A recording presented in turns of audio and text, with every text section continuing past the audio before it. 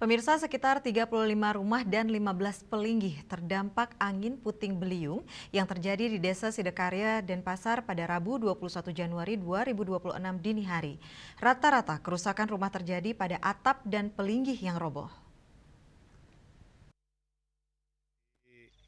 Pak Jono, driver ini. Perbekal Desa Sidakarya, Iwayan Madrayasa saat dikonfirmasi mengatakan dari 12 dusun di Sidakarya, 5 dusun terdampak angin puting beliung. Di antaranya Dusun Dukuh, Geraha Kerti, Dusun Tengah, Dusun Sekar Kangin, dan Dusun Kertedalem. Menurutnya dusun yang paling parah adalah Dusun Tengah dan Sekar Kangin. Dari 5 dusun tersebut, 35 rumah dan 15 pelinggih mengalami kerusakan.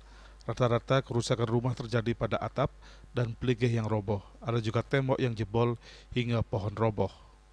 Disinggung terkait kerugian, pihaknya belum bisa memastikan karena masih dilakukan perhitungan. Demikian dia mengatakan, dari pembicaraan dengan Wakil Wali Kota Denpasar, IKD Agus Aryo Wibawa, telah menginstruksikan OPD terkait untuk melakukan pendataan.